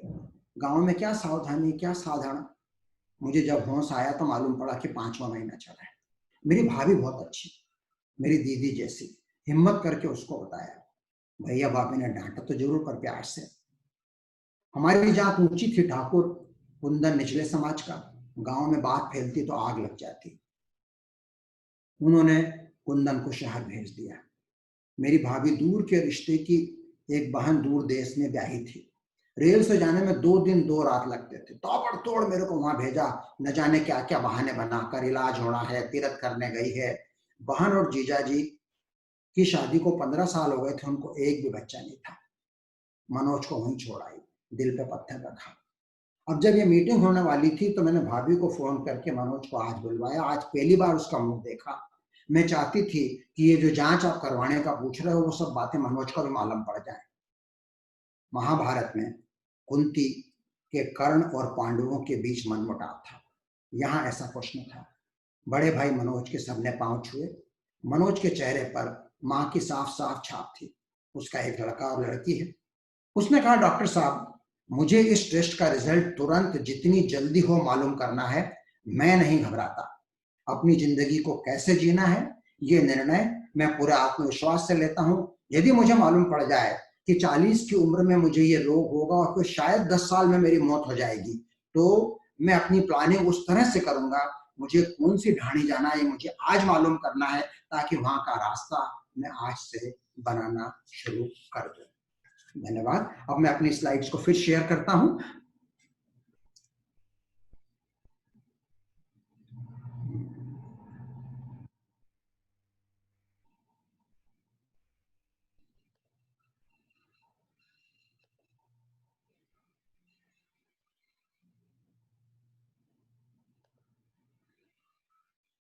तो अब मैं कुछ उदाहरण दूंगा विभिन्न प्रकार के लेखकों का और उनकी किताबों का। और डॉक्टर ऑलिवर सेक्स का उदाहरण देना तो मुझे सबसे ज्यादा जरूरी है। उन्होंने मुझसे कहा था उस मीटिंग में कि हिप्पोक्रेटिस ने आज से 2500 साल पहले पैथोग्राफीज की चर्चा की थी, अर्थात मरीजों की कहानियां। और उन्होंने कहा था कि they have a paradoxical power to lift the wheel to reveal the normally hidden structure of body and mind. Doctor Oliver Sacks ने मुझे याद दिलाया कि 19वीं शताब्दी के जो फिजिशियन थे उनके पास ये कला थी मरीज कथाएं कहने की। इसमें उन्हें महारत हासिल था। और एक प्रमुख उदाहरण है शार्कोट का, पेरिस के अंदर। और एक और उदाहरण है डॉक्टर अलेक्जेंडर लूरिया का, जो कि ऑलिवर सेक्स के गुरु थे। हालांकि वो मेले नहीं पर पत्राचार था।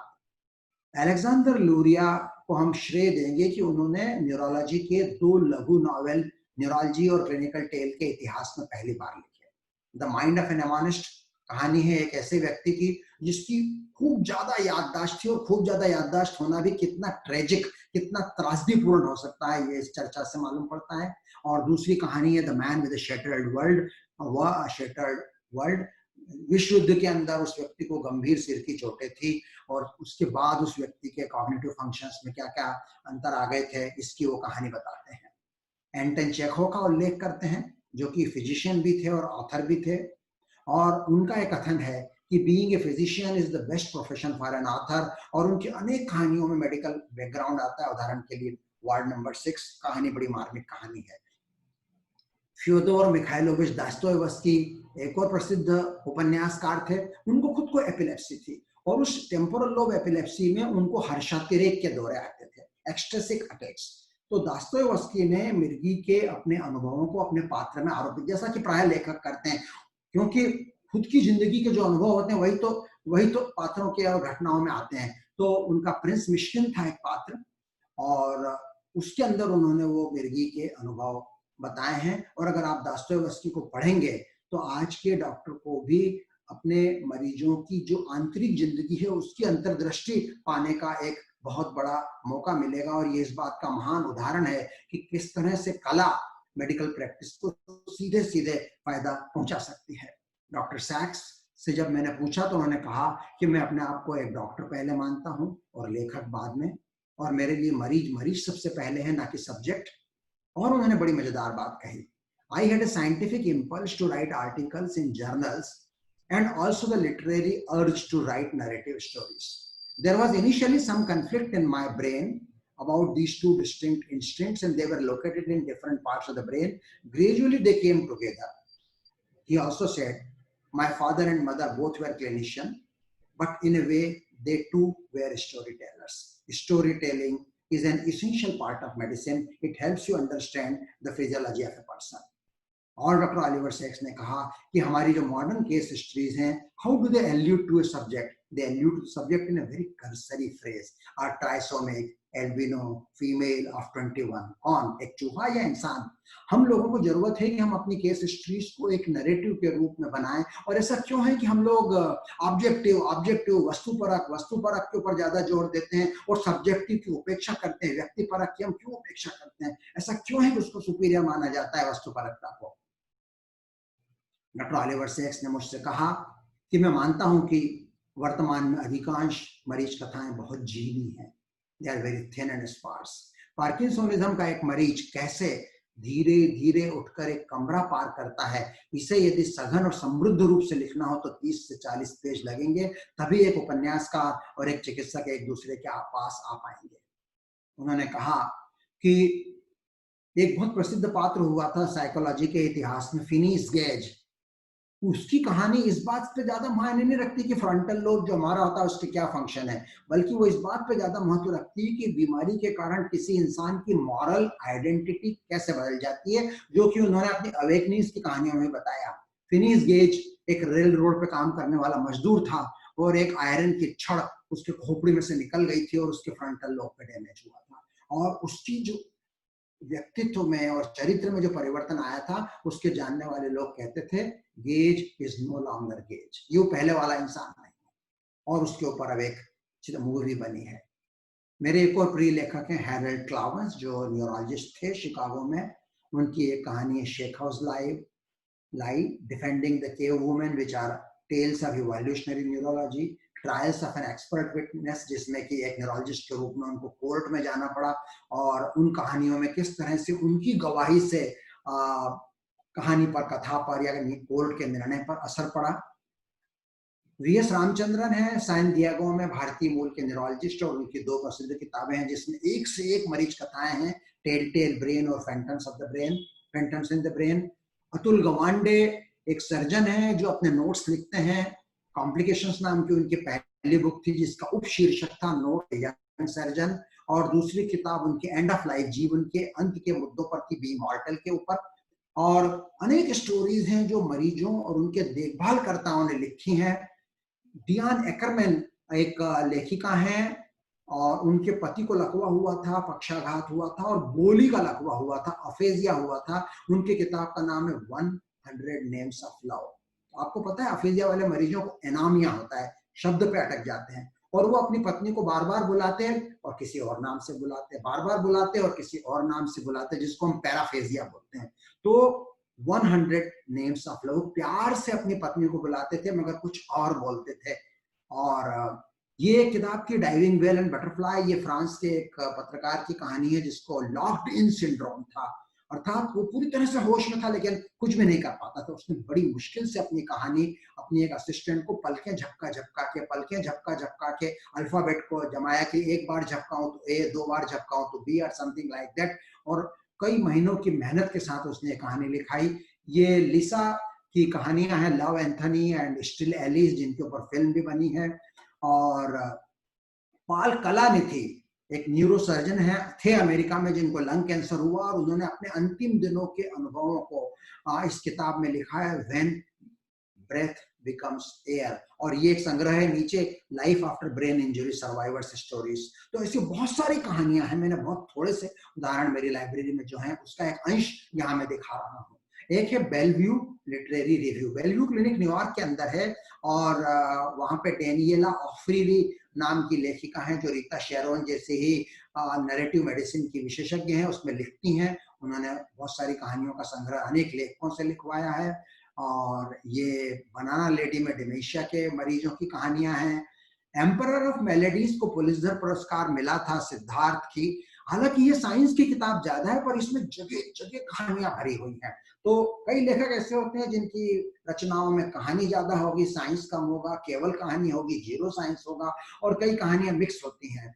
19वीं शताब्दी को 20वीं शताब्दी तक परंपरा को खींचने वाले एक महान न्यूरोलॉजिस्ट इंग्लैंड में हुए थे, उनका नाम था मैकडोनाल्ड क्रिचले, और उनकी 2 किताबें मेरी प्रिय हैं, the divine banquet of the brain and the settler of the senses. इनमें साइंस ज्यादा है पर कहानियां भी हैं। और लाइफ आफ्टर ब्रेन इंजरी मैंने बता दिया, और ये बुक है फॉरगेटिंग और डिमेंशिया के मरीजों की कहानियां हैं। कुछ लेखक ऐसे होते हैं जो अपनी कहानियां उपन्यास लिखने बैठते हैं तो उनके दिमाग में ये नहीं देता कि हमको क्लिनिकल टेल लिखना है, उनको तो उपन्यास लिखना है, novel for the sake of novel, लेकिन हमें बार्गेन में बाय प्रोडक्ट के रूप में एक बड़ी अच्छी कहानी मिल जाती है। चाहे वो रॉबिन कुक हो जो मिस्टीरियस और थ्रिलर नॉवेल लिखते हैं, चाहे वो एरिक सेगल हैं जिनकी लव स्टोरी और डॉक्टर बेस्ट सेलर रही और जिन पे फिल्म भी बनी थी, मासूम वगैरह, या आर्थर हेली हैं जिनकी फाइनल डायग्नोसिस मैंने अपने मेडिकल के फर्स्ट ईयर में पढ़ी थी, किस तरह से मेडिकल कहानियां लिखी जाती हैं। कॉमिक नॉवेल आजकल चल रहे हैं और एक न्यूरो कॉमिक भी छपा है। और मैं कुछ और उदाहरण देना चाहूंगा। धर्मवीर भारती ने अपनी पत्नी पुष्पा के नाम जो पत्र लिखे थे उसमें से कुछ पत्रों में उन्होंने काफी डिटेल में अपने शिएटिक लंबर रेडिकुलोपैथिक पेन का डिस्क्रिप्शन दिया है। या रविंद्र कालिया जो ज्ञानोदय के संपादक थे, उन्होंने शराब की आदत से कैसे छुटकारा पाना, उसकी जो जद्दोजहद है उसको अपनी डायरी में कई जगह बहुत अच्छे से लिखा है। श्री हरिवंश राय बच्चन ने अपनी आत्मकथा के प्रथम और द्वितीय खंड क्या भूलूं क्या याद करूं और नीड़ का निर्माण फिर में अपनी प्रथम पत्नी श्यामा की बीमारी, जिस वर्णन को पढ़ के हमें समझ में आ जाता है कि वो उनको पेट की टीबी थी, कॉक्स एब्डोमेन था, उसका इतना अच्छा वर्णन किया है कि वो एक क्लिनिकल टेल के माफिक है। वो उनका प्राथमिक उद्देश्य नहीं था, लेकिन अगर अच्छे लेखक अपनी बीमारी को भी लिखते हैं तो इतने बढ़िया तरीके से लिखते हैं, हमें ऐसे और लेखक चाहिए। इसी चीज को बढ़ावा देने के लिए मैंने इंदौर लिटरेचर फेस्टिवल में एक सत्र का आयोजन किया था 2016 में। मरीज, कथा, साहित्य, clinical tales, special session, unique literary journal, और उसमें कुछ लेखकों को आमंत्रित किया था। एक थे डॉक्टर भवान महाजन, औरंगाबाद महाराष्ट्र से, जो कि जनरल सर्जन है, और उनकी एक किताब का हिंदी अनुवाद था मराठी से, अंतस के परिजन। इस किताब में 21 किस्से हैं जो जीवन को अलग अलग रंगों में उकेरते हुए संस्मरण है। अलग जगह, अलग रोगी, अलग बीमारियां। डॉक्टर एक जो रोगी को निष्प्रह होकर, डिटैच होकर नहीं देख पाता, वो जुड़ता है, उसके लिए संभव ही नहीं है न जुड़ना। वो रोगी से जुड़ता है, परिवार से, समाज से, परिवेश से जुड़ता है। उसने अपने अनुभव संसार का महत्व समझा है और महसूस किया है, और शेष समाज को भी अनुभव के इस गलियारे से गुजरना चाहिए। वो कहता है कि ये जो मेरे मरीज हैं ये मेरे परिजन हैं, अन्यथा परिजन का क्या अर्थ होता है? Family member. वो कहता है ये सब मेरे अंतस के परिजन है, मेरी अंतरात्मा के परिजन है, अंदर के रिश्तेदार हैं मेरे। श्री गोपाल काबरा आए थे उस समय जयपुर से, जो अखबारों में लिखते हैं, पत्रिकाओं में लिखते हैं, उनकी अनेक रचनाएं छपी हैं। The log book of hospital life, सृजन के प्रतिमान। ज्ञान चतुर्वेदी आए थे उस सत्र के अंदर, भोपाल में रहने वाले वरिष्ठ फिजिशियन, कार्डियोलॉजिस्ट, हिंदी के मूर्धन्य साहित्यकार, व्यंग्यकार। उनकी जो नरक यात्रा है वो एक व्यंग है, हालांकि उसमें किसी एक मरीज की कथा नहीं, मगर बहुत सारे मरीजों की आप बीती और उनके अनुभव और उनका भोगा हुआ यथार्थ और उसकी विद्रूपता इतने अति यथार्थवादी रूप में अभिव्यक्त हुई है कि उसकी वानगी बताना मुश्किल है। डॉक्टर ब्रजेश्वर सिंह आए थे जो कि ऑर्थोपेडिक सर्जन है बरेली में, और उनकी किताब का शीर्षक बड़ा मजेदार है, in and out of theatres.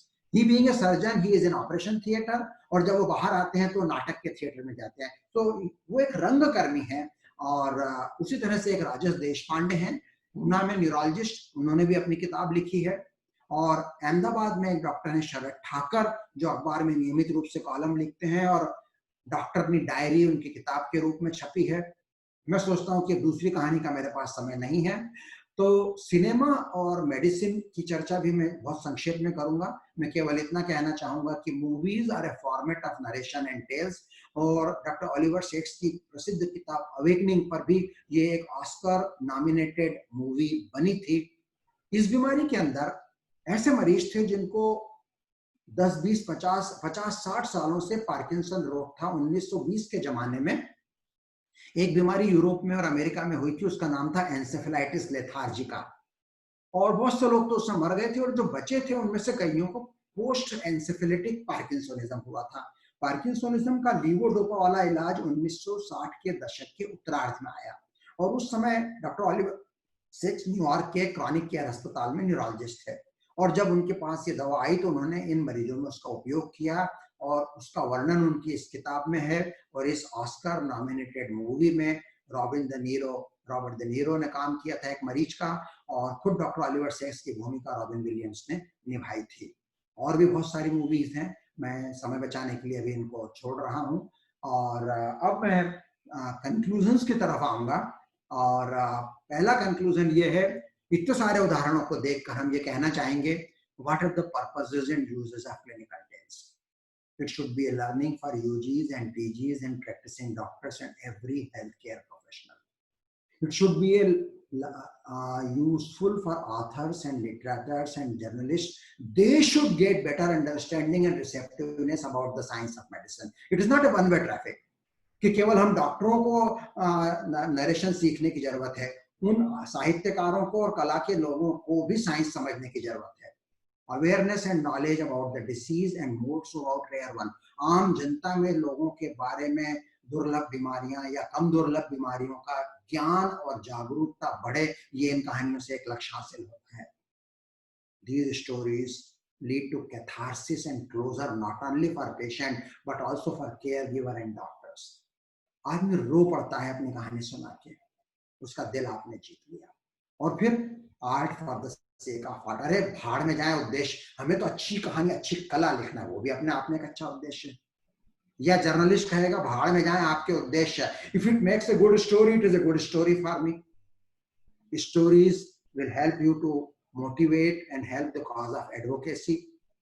They will help us in making better doctor, better patient, better caregiver and improve the doctor-patient relationship जो समय के साथ बहुत ज्यादा तनाव झेल रहे हैं. And they would help in bridging the gap between two widely separate magisterial domains known as science and humanities.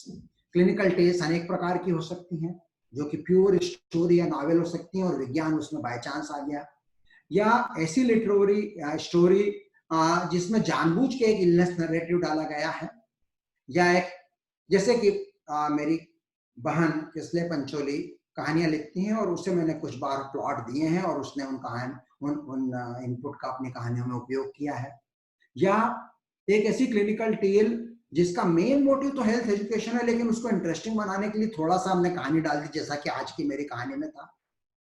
कुछ कहानियां ऐसी होती हैं जो लोगों को बताती हैं, आम जनता को और डॉक्टरों को भी, कि डॉक्टरों की सोच प्रक्रिया कैसे चलती है, वो बीमारी का निदान कैसे बनाते हैं, उनके दिमाग में डिफरेंशियल डायग्नोसिस कैसे चलती है, उनके दिमाग में क्या क्या कॉग्निटिव एरर एंड बायसेस होते हैं जिनसे वो गलतियां करते हैं।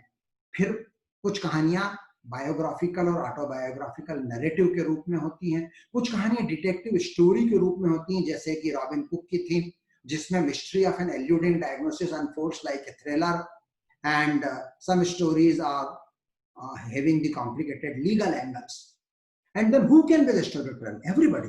I should say our undergraduate medical students and postgraduate medical students and practicing doctors and nurses and healthcare professionals, everyone should be a storyteller. And why not patients? Why not caregivers or their significant others, journalists, literary authors, and volunteers who are just interested into this field? A word of caution. Pitfalls and limitations of clinical tales. There has to be a disclaimer that the medical information derived from any such story cannot be a substitute for personal medical consultation. Consult your doctor. All the characters in the story are fictional and any resemblance is purely coincidental. Yeah, the names and identifying features have been altered to maintain the privacy. कहानी सच्ची है. Yeah, the subject has given permission to disclose the details of the story. बहुत से मरीजों का स्वभाव होता है कि जब वो कोई कहानी या सिम्टम्स के बारे में पढ़ते हैं तो अपने अंदर उन सिम्टम्स को सोचता है मेरे को जरूर यही है, इस पर निर्णय ले लेना है, डॉक्टर से परामर्श कीजिए। अधजल गगरी छलकत जाए, अधूरा ज्ञान कई बार गड़बड़ हो जाता है। कुछ stories may be emotionally traumatic and disturbing and not uncommonly the facts and science in some stories can be patently wrong. Everything cannot be always truth. So, to conclude, the synthesis, symbiosis and action plans, क्या science और humanities के बीच का gap काटा जा सकता है? मेरा उत्तर है हाँ। जेराल्ड एडलमैन एक नोबेल लॉरिएट थे न्यूरोसाइंस में, जिनका मेन काम था scientific understanding of the basis of human identity in neurological terms.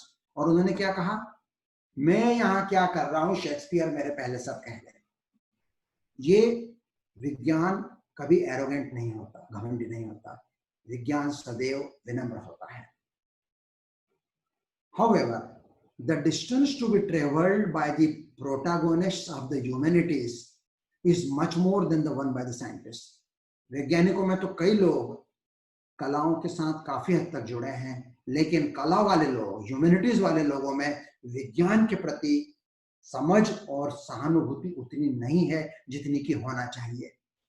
मैं ये कहूंगा कि medicine and humanities are natural allies. Medicine is a straddler. Straddler का मतलब क्या? बुरे अर्थ मत लेना, दो नाव की सवारी करने वाला। It connects technical and moral questions in its clinical decisions. It is required to be both objective, subjective and compassionate. It sits between science and humanities. It is neither this nor that. Medicine is not a science, but it is a caring profession which uses science. Franklin ने कभी कहा था कि physicians को तीन चीजें काम में लेना पड़ती हैं। हर्ब मतलब फार्माकोलॉजी, नाइफ मतलब सर्जरी एंड इंटरवेंशंस, और काइंड वर्ड्स मतलब ह्यूमैनिटीज। या जो हमारा शाफ्ट है, जो मेडिकल का सिंबल है, उसमें से एक सांप नॉलेज है तो दूसरा विजडम है, ज्ञान और बुद्धि। ज्ञान साइंस से आता है, बुद्धि ह्यूमैनिटीज से आती है। एक चेतावनी, डॉक्टर ऑलिवर सेक्स ने कहा था कि मनुष्य के ब्रेन और मस्तिष्क की कार्यप्रणाली की गहरी और बेहतर समझदारी से और साइंस और उसकी नैरेटिव कहानियों से कुछ लोगों के मन में एक बेचैनी पैदा हो सकती है। कौन से लोग? जिनकी कलात्मक संवेदनशीलता ज्यादा है और जिनकी धार्मिक या मेटाफिजिकल संवेदनशीलता ज्यादा है। वो लोग इस बात में विश्वास करते हैं कि एक आत्मा हमारे शरीर में रहती है। वो लोग जब न्यूरोसाइंस ऑफ आइडेंटिटी की और न्यूरोलॉजी ऑफ ब्रेन की और न्यूरोलॉजी ऑफ माइंड की और इन चीजों के बारे में रिडक्टिव, तो मैं यहाँ रिडक्टिव को एक प्रिजोरेटिव टर्म के रूप में न लेते हुए कॉम्प्लीमेंट्री टर्म के रूप में लूंगा। I am proud that science is reductive in nature because it leads us to one variety of truth. And doctor Oliver Sacks said, I do not care less. तो फाइनली सम एक्शन प्लान्स, हमें क्या करना है आने वाले महीनों में? To lobby with MCI and state level medical education departments to have a cell or a department of medical humanities in every medical college, इसको हम top down approach बोलेंगे। To lead by example, dean, faculty, students do not need any permission to start any informal cell of medical humanities, जैसा कि उपरी धालीवाल ने और Mario was ने और देश के अनेक मेडिकल कॉलेजेस में लोगों ने ऑलरेडी कर दिया है। किसी परमिशन की जरूरत नहीं है। After all, it is the prerogative of Student Affair Committee. And किताबों की लाइब्रेरी हम वहां डाल सकते हैं। इसको हम बोलेंगे बॉटम अप अप्रोच। तीसरा, हमारे जो एसोसिएशन है डॉक्टरों के, general association, specialist association, city based association, region based association, they can start many activities, जिसको हम बोलेंगे कोऑपरेटिव अप्रोच। और फिर हम आह्वान करें, हम प्रोत्साहित करें, हम सलाह दें, हम गाइड करें हमारे मरीजों को, उनके देखभाल करने वालों को, लेखकों को जो हमारे समाज में हमारे मित्र हैं, हमारे पड़ोसी हैं, कि आप लिखो इस दिशा में कुछ। इसको हम बोलेंगे क्राउड सोर्सिंग अप्रोच। तो top down approach, bottoms up approach, cooperative approach, ये चारों अप्रोच पे हमें काम करना है। और मैंने अपनी क्लिनिक में ऐसा पोस्टर लगा रखा है और उसके साथ मेरे पास एक ब्रोशर है जो मैं मरीजों को घर ले जाने के लिए देता हूं, जिसका मेन कंटेंट है, आह्वान करता हूं मरीजों से, जब वो मेरे वेटिंग हॉल में प्रतीक्षा करते रहते हैं अपना नंबर आने की, अपनी बीमारी की कहानी लिख डालिए, एक डायरी नियमित रूप से लिखें। मरीज और उसके घर वालों से आह्वान है कि अपनी आप बीती लिखें। अच्छे साहित्य का निर्माण जरूर होगा, हम उसे छपवा भी सकते हैं, उसे पढ़कर लोगों का ज्ञान बढ़ेगा, आत्मविश्वास पुख्ता होगा। दुनिया भर में अनेक देशों में अनेक मरीजों ने और परिजनों ने ढेर सारा उच्च कोटि का साहित्य लिखा है। हिंदी और भारतीय भाषाओं में क्यों कमी है? about 1 in 100 to me, मेरी clinic में, he comes with something written. May not be very good quality. About 1 in 1,000 comes with a good literary quality writing. It is worth it. So we want to say that the two, the science and the humanities, are complementary in nature. It's not a question of this or that. It is a matter of this and that. We need both of both words. Thank you very much.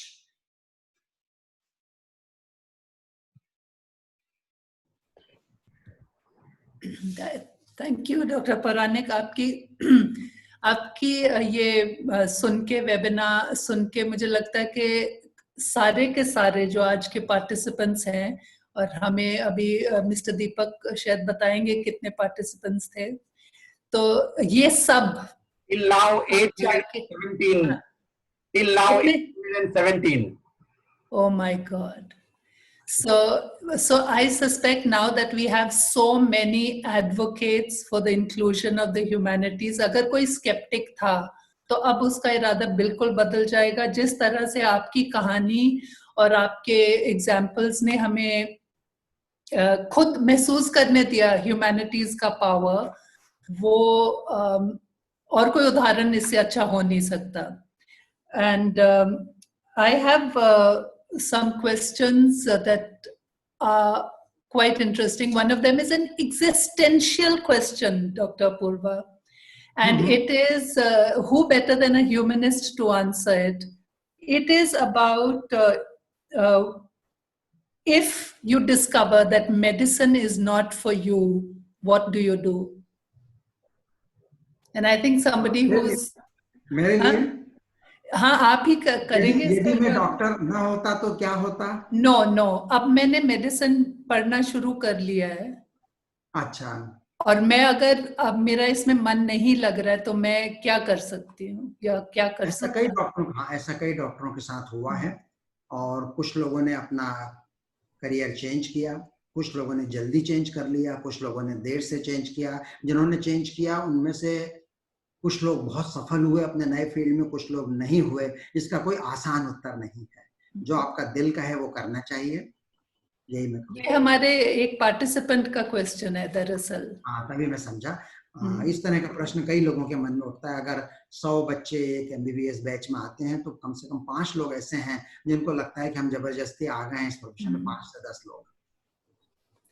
नहीं, हमने जब से medical humanities शुरू किया अपने खुद अपने institution में, तब हम मरीजों के तो नजदीक आए ही, हम स्टूडेंट्स के नजदीक आए. वरना ये दीवार थी टीचर्स और स्टूडेंट्स के बीच में, और स्टूडेंट्स नहीं चाहते थे. वो नहीं चाहते थे कि ये दीवार पार हो और ये टूटे, क्योंकि वो उनको सेफ्टी लगता था. If the teacher doesn't know me, I am safe. But we hated that as teachers, and we used the humanities to build that bridge. And that is when we came to know that there were students जिनको medicine नहीं करना था, और उनको किस्म के pressures थे. And मेरे ख्याल से ऐसे प्रोफेशन में जहाँ बहुत आपको पूरी तरह से इन्वेस्ट होना है, दिल से, ब्रेन से, कॉग्निटिवली, हाथों से, हर तरह से. अगर आप खुश नहीं है तो मेरे ख्याल से आपको एक सपोर्ट सीख करना चाहिए, चाहे अपने टीचर से, मेंटर से, आपसे, मुझसे, किसी से भी.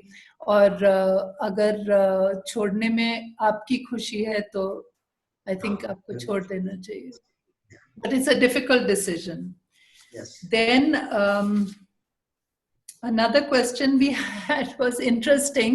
आपने इतनी सारी किताबें दिखाई जो डॉक्टर लोग लिख रहे हैं, जो मरीज लोग लिख रहे हैं. तो एक सवाल आया है पार्टिसिपेंट्स का कि how do you write a narration for publication? इसके लिए तो आपको कोर्स अटेंड करना पड़ेगा नरेटोलॉजी का. बहुत आसान उत्तर नहीं है.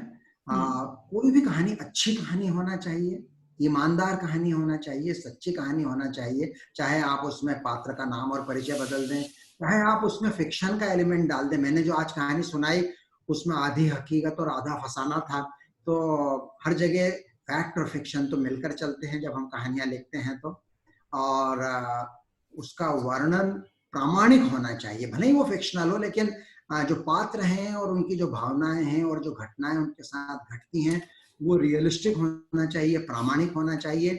उस कहानी में मनोरंजन का पुट होना चाहिए, उस कहानी में थोड़ा सा संदेश होना चाहिए, उस कहानी का अंत संतोषप्रद होना चाहिए कि एक क्लोजर उस कहानी से अधूरापन न लगे उस कहानी को पढ़ के। तो ये कुछ गुण होते हैं किसी अच्छी कहानी के। बिल्कुल सही। और फिर था एक question which was, and I think you answered it, आपने, आपका सेकेंड लास्ट और लास्ट स्लाइड जो था वो था कि क्लिनिकल टेल्स से क्या सुझाव होगा, क्या बदलेगा। मेरे ख्याल से आपने बहुत अच्छे से वो आंसर कर दिया था। अगर संक्षिप्त में आप कोई 4 पॉइंट्स जो बहुत क्रिटिकल हैं जिनसे के नैरेटिव के थ्रू वो एड्रेस हो जाता है तो। नैरेटिव्स भी और क्लिनिक और हेल्थ ह्यूमैनिटीज की जो दूसरी गतिविधियां अदर देन नैरेटिव, उन तमाम गतिविधियों से हम ये उम्मीद करते हैं कि हम एक बेहतर डॉक्टर बनाएंगे। ऐसा डॉक्टर जिसमें मरीजों के प्रति एम्पैथी, सिंपैथी, उसकी बातों को सुनने की भावना ज्यादा होगी।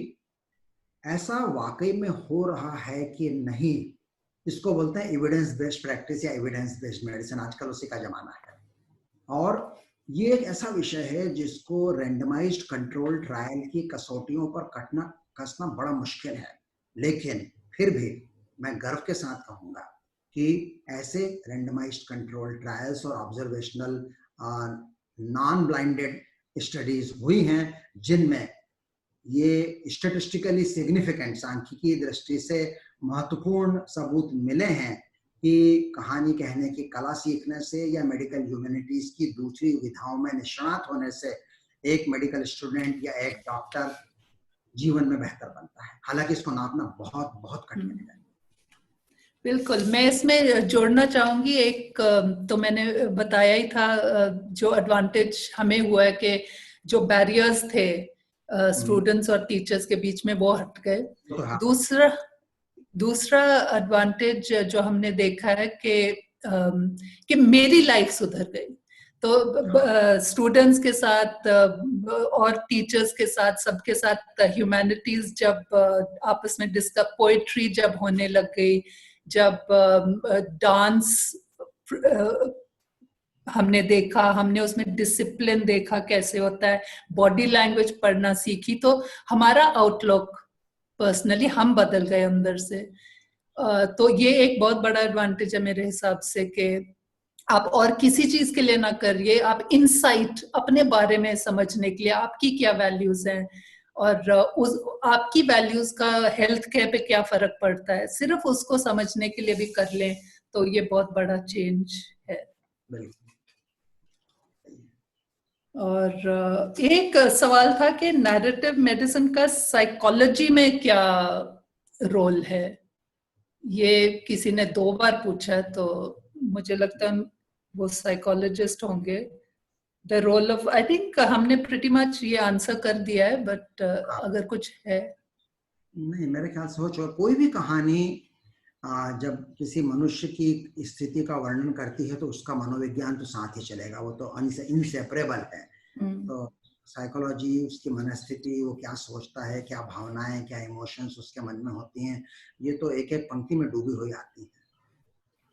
आखिर में जो हमने आपने बात करी थी कि अबाउट कंसेंट, कि अगर आप मान लो किसी इंटरैक्शन, मरीज के साथ कोई इंटरैक्शन हुआ है, उसके बारे में आप लिखना चाहते हो, तो ये बहुत जरूरी है कि लिखित में कंसेंट उसका लिया जाए, चाहे इमेज भी नहीं है, लेकिन अगर उसकी डिटेल्स आप दे रहे हैं और कंसेंट लेने के बाद भी वो इजीली आइडेंटिफाइबल ना हो, वो भी आपकी जिम्मेदारी है।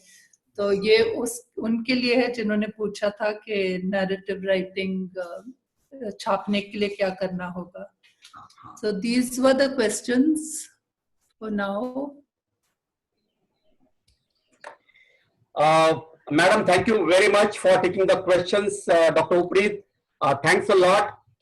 We have carried many webinars, but today I was spellbound by the narrative capabilities, competence, and the storytelling by Professor Dr. Apurva Puranik. जानू कि ना जानू, ये सवाल कईयों के मन में आया रहेगा before they logged in for this program, but log in करने के बाद उन्होंने समझा रहेगा कि मैंने बहुत कुछ जान लिया इस narrative tales, narrative medicine and clinical tales के बारे में। डॉक्टर साहब बहुत बहुत धन्यवाद, काफी अच्छा लगा इस प्रोग्राम को कैरी करके। दो unfortunately my video is not coming, but दो किताब मैं अभी जो पढ़ रहा हूं तो मैंने बाजू में लिखे थे, dear people with love and care, your doctors. This is authored by Devraj Shom, Aparna Bhaskar. This book has come only about 4 months back, and this is one more book that has come recently on narrative tales and experience of doctor-patient relationship. And there is one more book that you must have heard of, Daniel Kahneman, winner of the Nobel Prize, Thinking Fast and Slow. It talks about the thinking pattern of human beings and how we think by the faculty 1 and faculty 2. So very, very interesting, sir. Very, very interesting program that you had. Large number of doctors logged in. The latest login numbers, sir, are 945. 945 doctors have logged in. Thank you very much for giving us this opportunity to carry this webinar. Thank you, viewers, for logging in these large numbers. Janu ki na janu, clinical tales and narratives. On behalf of Healthcare U, we really feel fortunate to carry this webinar. Thank you very much for supporting our product. Thank you, Uprit Dhaliwal. Madam, thank you so much for your vision of ABCDE concept. It was my pleasure. Thank you for thinking of me. I'm very happy to have been invited for this. Thank you so much. This is Deepak Naik signing off on behalf of Healthcare U. Always together. Thank you very much for giving us this opportunity to carry this program. Thank you very much, sir. Thank you, madam. Thank you, sir. Thank you. Bye-bye.